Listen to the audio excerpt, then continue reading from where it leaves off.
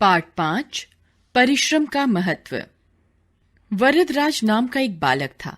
जब वह 5 वर्ष का हो गया तब उसके पिताजी ने उसे विद्या प्राप्त करने के लिए गुरुजी के आश्रम में भेज दिया। गुरुजी के पास और भी अनेक बालक विद्या प्राप्त करते थे।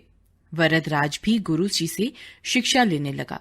उन दिनों बालक गुरुजी के आश्रम में रहकर ही विद्या प्राप्त करते थे। वरदराज मंदबुद्धि बालक था। उसे कुछ भी याद नहीं रहता था। उसके सहपाठी आगे बढ़ते गए, किंतु वह 1 वर्ष के अध्ययन में कई वर्ष लगाता रहा। गुरुजी उसे अलग से भी पढ़ाते समझाते, पर सब बेकार था। उसकी समझ में कुछ नहीं आता था। वरदराज वैसे स्वस्थ और हृष्ट पुष्ट था।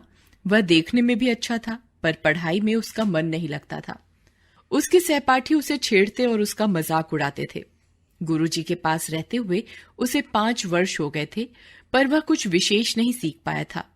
उसके साथ जो शिष्य पढ़ने आए थे वे तो आगे बढ़ ही गए थे, परंतु जो बाद में आए थे वे भी उसे पीछे छोड़कर आगे निकल गए।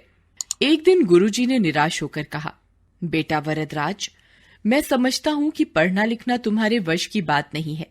मैंने तुम्हें पढ़ाने का कितना प्रयत्न किया, पर कुछ लाभ नहीं हुआ। इससे तो यही अच्छा है कि तुम अपने घर वापस जाओ और वहां जाकर काम काज देखो। वरदराज सोचने लगा कि घर जाकर पिताजी को मैं क्या मुंह दिखाऊंगा। कैसे कहूंगा कि गुरुजी ने मुझे पढ़ाई से मना कर दिया है। लोग क्या कहेंगे? मेरे पिताजी तो माने हुए विद्वान हैं और मैं मूर्ख।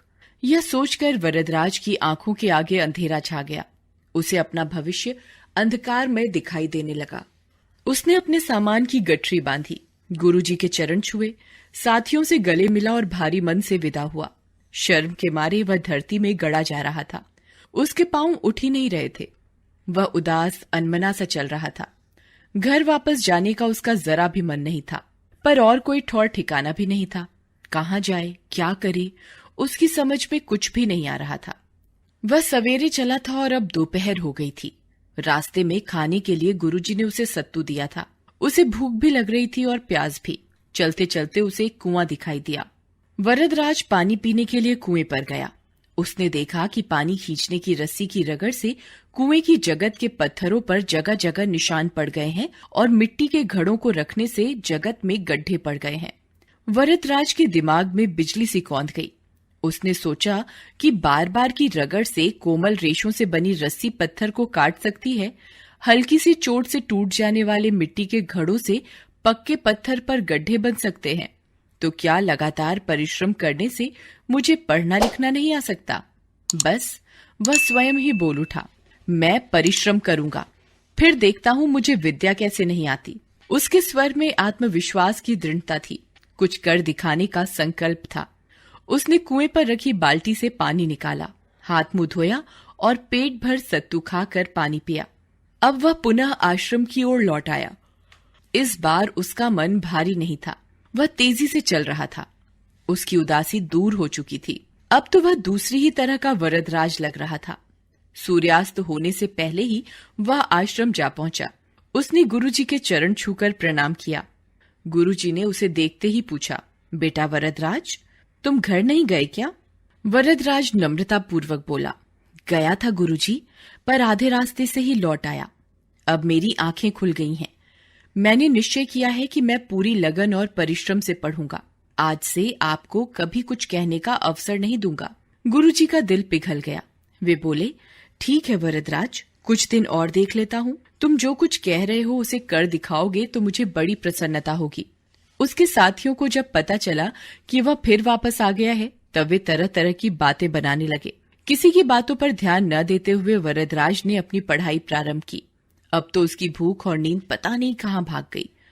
वह रात को देर तक पढ़ता रहता और प्रातः सबसे पहले उठ जाता। दिन में भी वह एक क्षण व्यर्थ नहीं गंवाता था।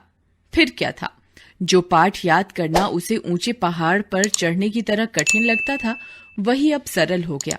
गुरुजी और दूसरे छात्र वरदराज के इस परिवर्तन को देखकर आश्चर्य में डूब गए। अब वरदराज की गिनती सफल और प्रतिभाशाली छात्रों में होने लगी। यह उसकी लगन और कठिन परिश्रम का चमत्कार था। आगे चलकर यही वरदराज प्रसिद्ध विद्वान बना।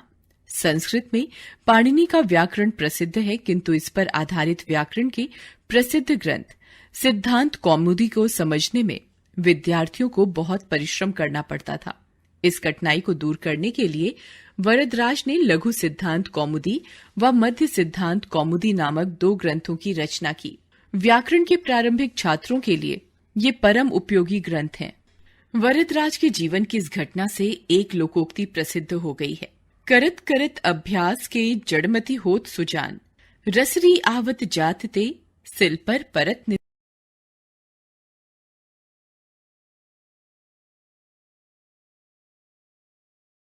हमारे चैनल होप एजुकेशन पोर्टल को सब्सक्राइब करें। हमारे नए वीडियो की तत्काल सूचना के लिए घंटी के आइकन पर क्लिक करें।